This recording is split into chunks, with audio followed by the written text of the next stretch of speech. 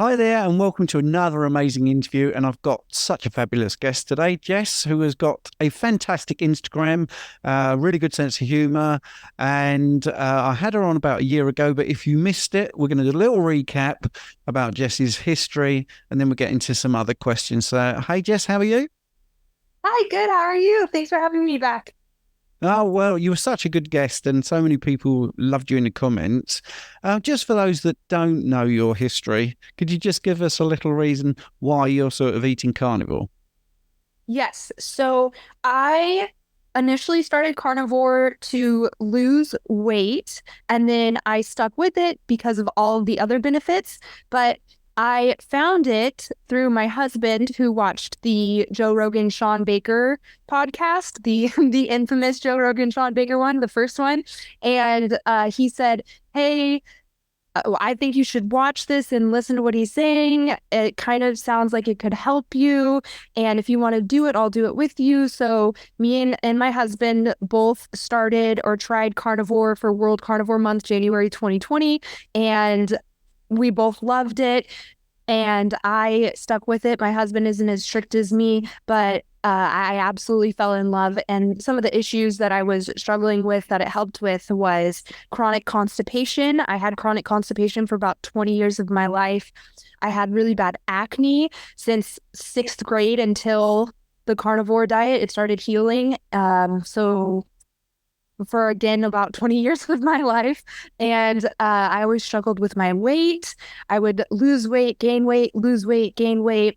And the mental health aspect of it was also super uh, awesome. I don't know what other word I can use, but it was amazing, astounding, mind blowing how much of an impact changing my diet had on my mental health. And I wasn't even expecting that. So a lot of times I say, I initially started carnivore to lose weight, but I stuck with it because of the mental health benefits.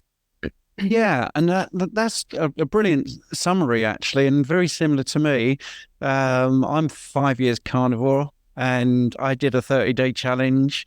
I was keto before that and like carbs. So I think I was really into understanding getting the carbs out was quite good for me. You really had constipation for 20 years. That's amazing. I mean, what did you try Yeah. to resolve that? Was it lots of fiber by any chance? Oh, so I grew up, I was born in 91 and just back in those days, way back in the 1900s, um, people didn't talk about poop. It's way more okay to talk about it now. But back in those days, I didn't talk about it with my family. Doctors never really asked me about it. And I do not ever remember having a normal bowel movement basically my entire life. Um, I was just I was always constipated. When I went to the bathroom, I was constipated. And I always joke that God was just preparing me to have twins, even though it's not exactly the same. But it was like always super painful, like bleeding, all that, like just not fun. There would be times where I remember being younger and just crying and my mom coming in and like holding my hand and I was just crying, not understanding what was happening. And I think at that point she took me to the doctor. She didn't know, I didn't communicate with her though, that that's how what happened every single time. So she just thought it was like a one-off thing. And I went to the doctor and I don't remember talking to them about my bowel movements or them asking or anything. It was just because I was sick all of the time because my immune system was so awful because I had gut issues and things like that. And they just recommended fiber and would put me on antibiotics if I ever got sick. So my childhood was just basically doctors telling me to eat more fiber, eat more fiber, eat more fiber. And I would go in with a sore throat or a runny nose or a cough, and they would just put me on a Z pack. I had one doctor, I remember, who I didn't even have to basically tell him or have a conversation with him. He knew me, and every time I came in, he'd be like, "Oh, you're sick again? Okay, Z-Pack." And it was like a 3-minute doctor visit. He would just prescribe me a Z-Pack and send me on my way. And I was really young at that point, where my mom was with me, but of course we didn't have any idea how bad antibiotics were at that point. You just trusted your doctor, you know?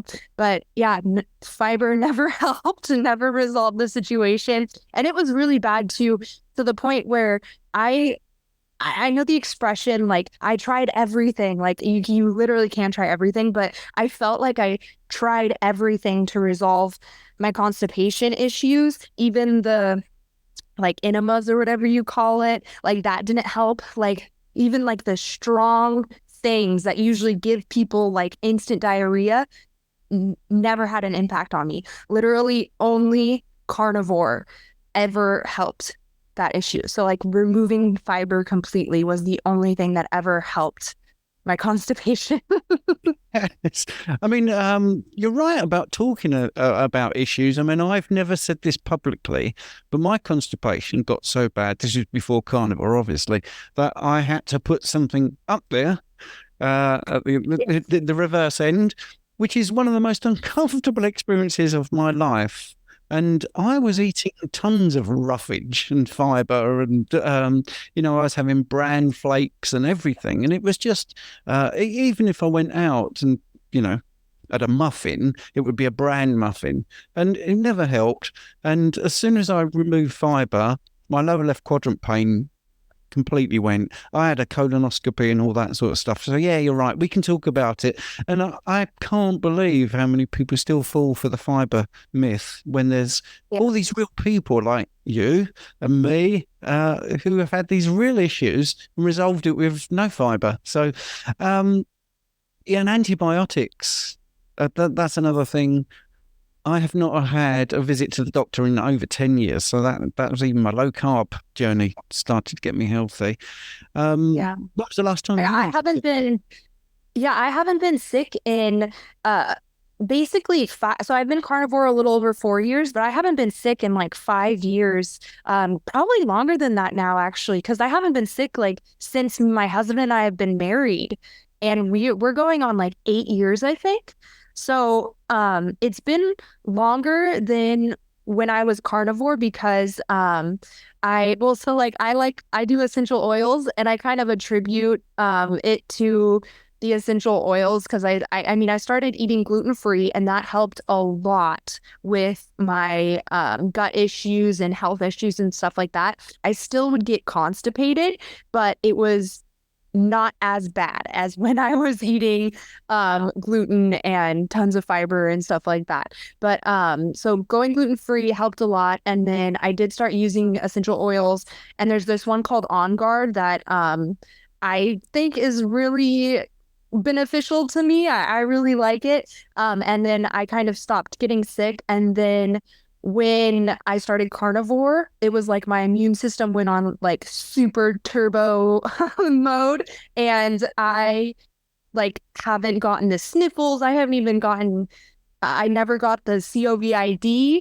And people tell me, "Oh, you got it. You were just asymptomatic." I'm like, okay, well, if you want to, that's fine with me. Like, I didn't experience any sort of symptoms or anything if I did have it. But yeah, I've never gotten like the sniffles, a cold, the flu, anything, any sore throats, anything like that since carnivore. It was like I've been supercharged. And my husband, he still gets sick sometimes, and like I'm still like we still like touch and sleep in the same bed, and like I'll kiss him and things like that. So, and I still haven't gotten sick. So yeah, definitely my immune system is definitely boosted. So you spent some time sort of traveling, I believe, in the last year and doing a bit of research. Where do you live right now?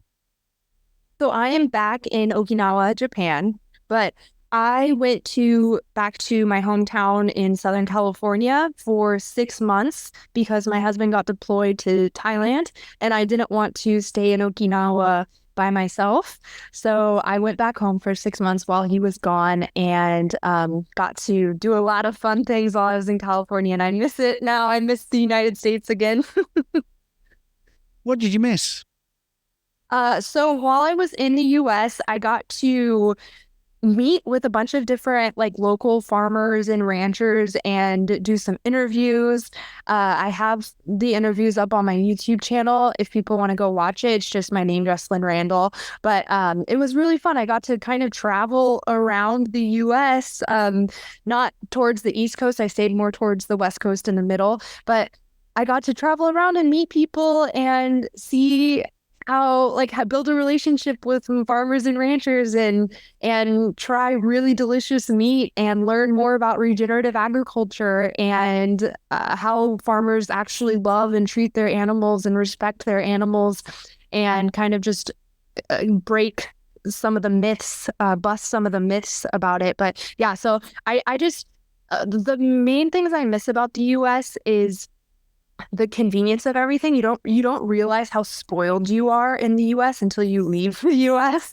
Especially moving to such a remote place like Okinawa. It's so small and you don't really have access to as much stuff as you do in the US. And especially with like meat, people are always like, oh, but you have the best meat in the world over there. It's like, I kind of think I have a kind of a controversial opinion about Wagyu. I think it's a little overhyped, so I don't think that I'm as spoiled here as in the US. I still think American beef, when it's like raised right, is like the absolute top of the line beef that you can get. But I'm going on a super tangent. But yeah, so I miss the convenience of the US.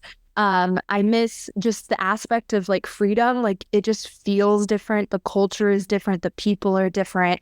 And yeah, I do like a lot of things about here though, but I definitely miss the US.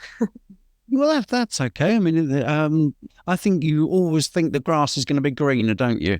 You get and then it's the things you didn't think you'd maybe miss.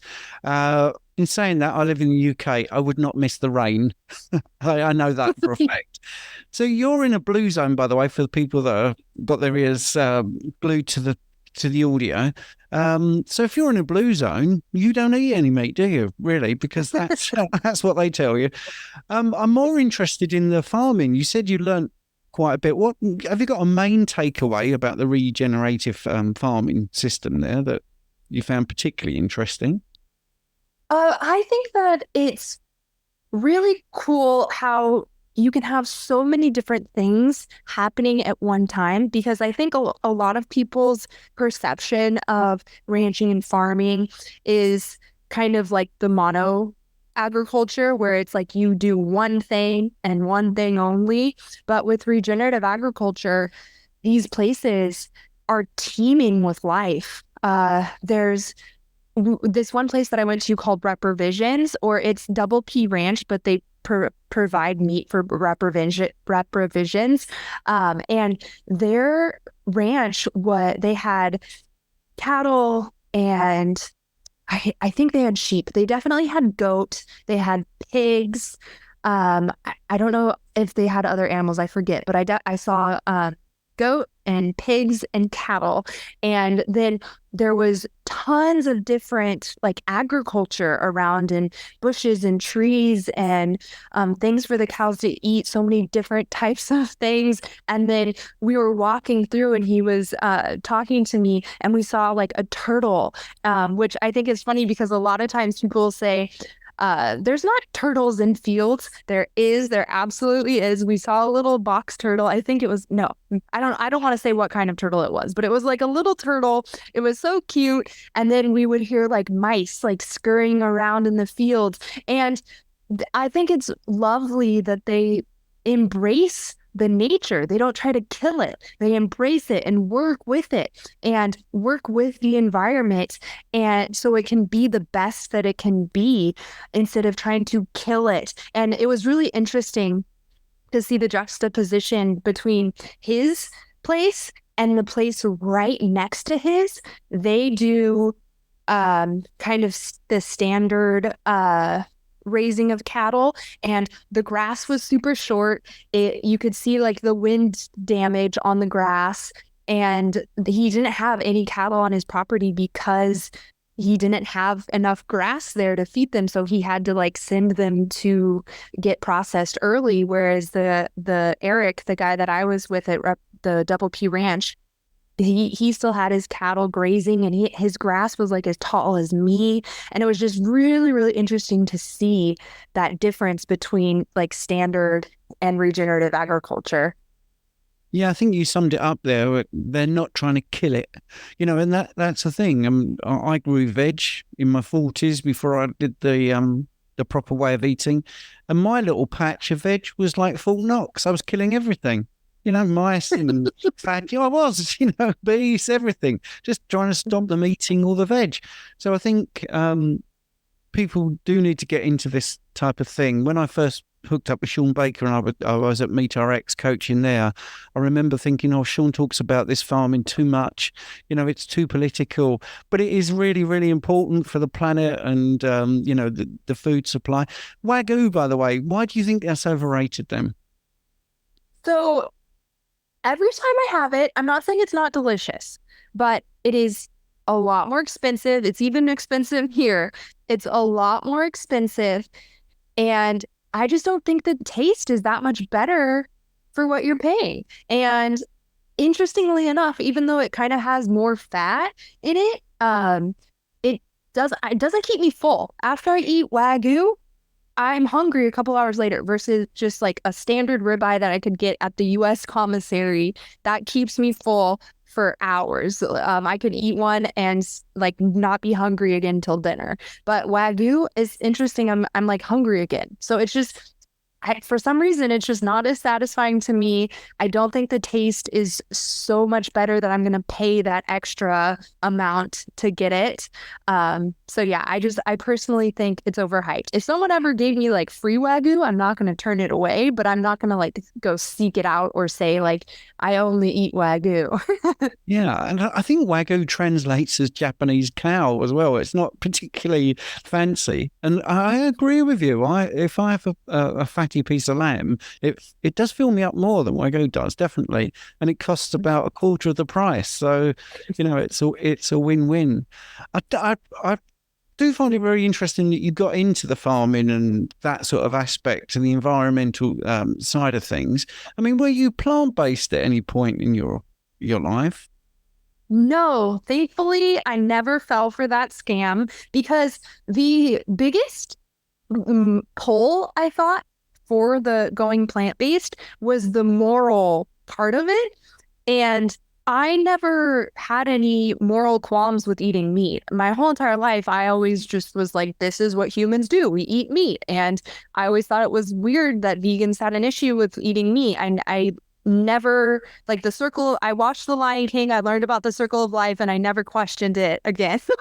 So I was never morally pulled to remove meat from my diet. But I did fall for the scam that vegetables were the healthiest thing that you could eat. So I did eat heavy vegetables, not a lot of fruit because I was always kind of picky with fruit. I did eat fruit though, but I've always been kind of picky with my fruit. So it was like heavy vegetables. And then the only meat that I would eat would be lean meat only. So I ate a ton of white meat chicken and fish. But I was never really like a huge fan of fish. So it was mostly just white meat chicken. So I was eating a lot of dry chicken breast and a lot of vegetables.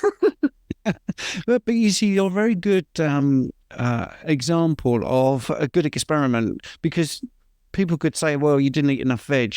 You didn't even have enough fruit. That's why you had all these issues. But you did eat those things and you had those issues and you took them out of your diet and now you don't have those issues. So I know that's an N=1, but I think I've got over 1,000 stories now.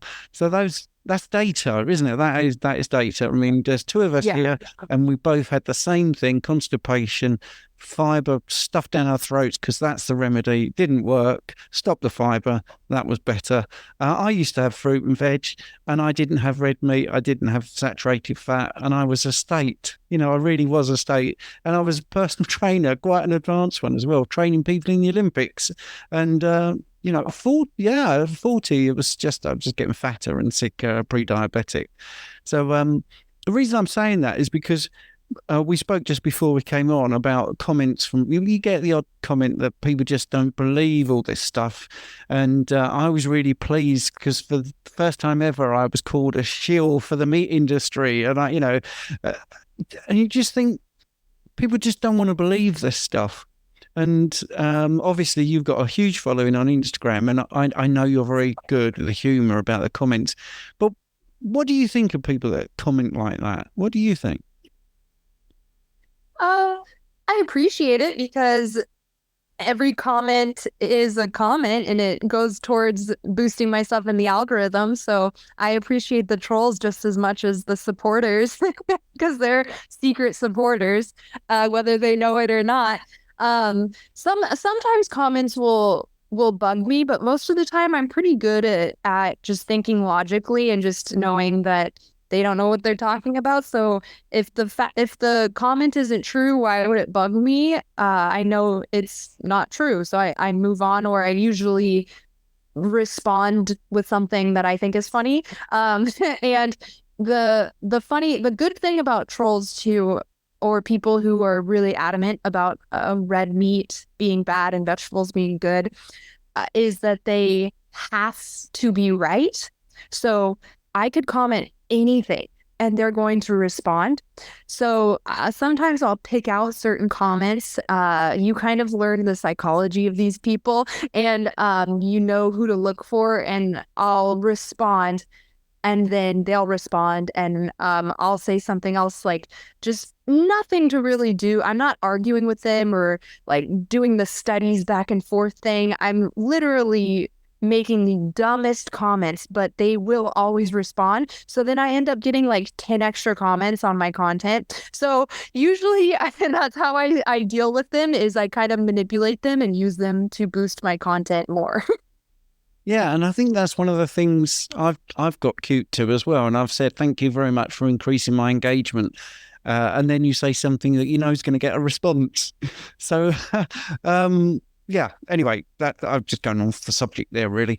So where can people find you? So I am on Instagram, like you said, it's just my name, Jessalyn Randle. And then I put all of the interviews that I was telling you about that I did in the US on a YouTube channel. And that's just, again, my name, Jessalyn Randle. And I'm on TikTok too. I don't really engage a lot there. So Instagram is the place that I am the most engaged. And if anyone messages me, I'm really good at responding to messages and keeping on top of that. So yeah, Instagram is my main platform. Your main place, yeah. So at the moment then, what is your regime? Are you doing 1 meal a day, 2 meal a day? Are you fasting? What are you doing? So right now, I actually started eating a little more because I am pregnant. So I don't know if you saw that, but I just announced today on my Instagram that we're expecting this summer. The due date is in August. So I've been getting a lot hungrier lately. So for the first like almost 4 years of doing carnivore, I stuck with 2 meals a day, and that always satisfied me. And then when I got pregnant, it was crazy of just how much hungrier I was all of a sudden. So I started eating more, and I've done like 3 meals a day pretty consistently now.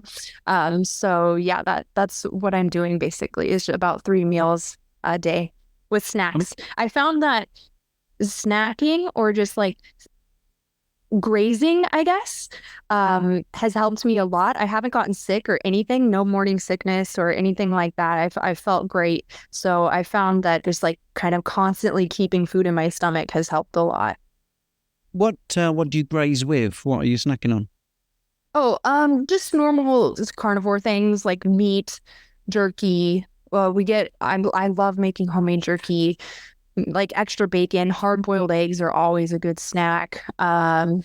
Things like that. Just quick, easy carnivore things that you can make that are the standard snacks. Cheese, milk. I will drink milk, yogurt, things like that.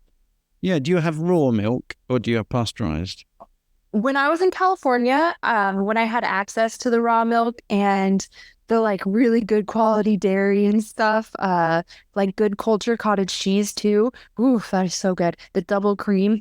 I was doing the raw and things like that, but here, it's not raw, but I'm I'm still drinking it. I'm still gonna do it. I want milk. And the yogurt is not as good as you could get in the United States, but I'm still gonna eat the yogurt too. Yeah. Have you had a huge sort of ramp up in wanting dairy then since you've been pregnant? Kind of, yeah. And that's interesting. I never really thought about it, but yeah, I have been eating a lot more dairy than I was before.